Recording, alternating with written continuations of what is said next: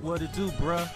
Talk of the town, Nintendo, Doc Trey, still holding it down, still make the best games, and you know this, bro. It's the truth. You don't like it, you can have that seatbelt. Alright, so a Nintendo Switch 2 version of High on Life was just announced and stealth released for the Nintendo Switch 2. And if you guys are keeping tabs at home, this is also yet another former Xbox exclusive that I individually told you would eventually come to Nintendo platforms. And now it's on both the Nintendo Switch 1 and also Nintendo Switch 2. But what's very interesting about this game is that when it was first announced for the Nintendo Switch, it had me kind of scratching my head. Because obviously it was probably pretty difficult to port this game to the original Nintendo Switch.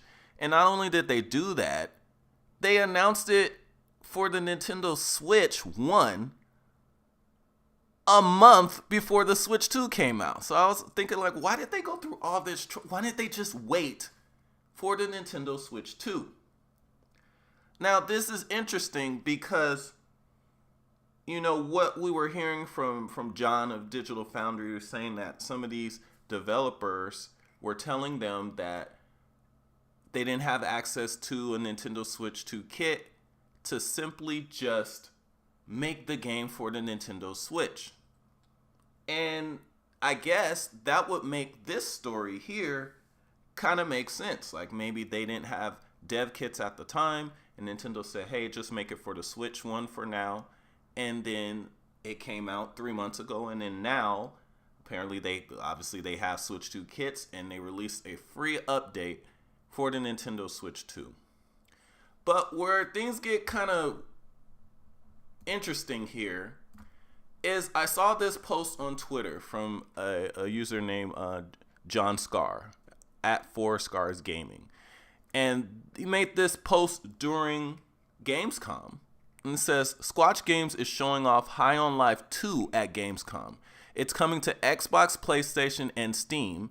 If fans want to see it elsewhere, cough, Nintendo Switch 2, tell Nintendo of America to send them a dev kit.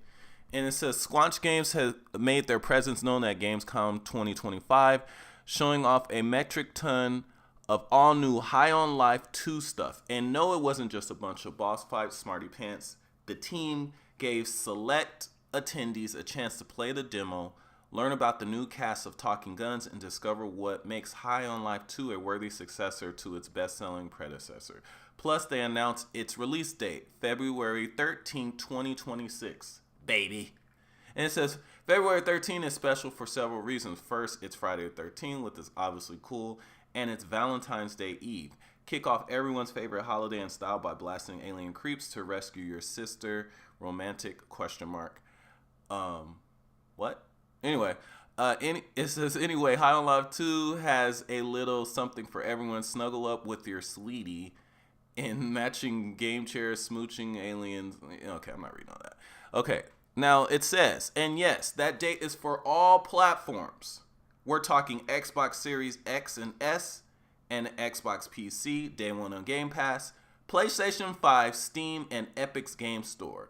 Absolutely everyone will be happy. Oh, if you like to see it elsewhere, please send us a dev kit.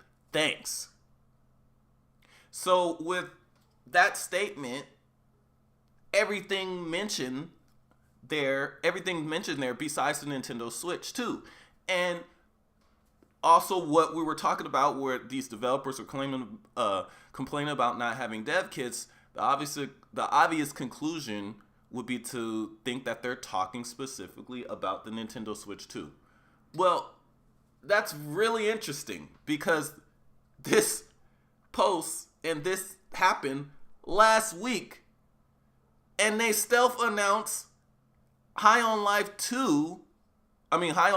as a free update for their Nintendo Switch 2 today. So did they not have dev kits then or not? And if they didn't, are they trying to imply that they didn't have a dev kit a week ago? They got one at Gamescom and already released this Switch 2 update in a week?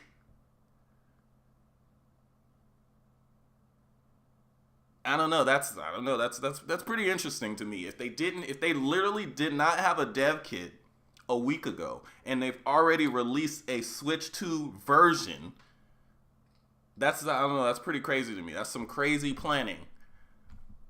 Yeah, but anyway, let me know what you guys think in the comment section about that. Like, that's pretty crazy. If they actually went from not having a dev kit last week to having an official Switch 2 version a week later, that's I don't know, that's pretty wild to me.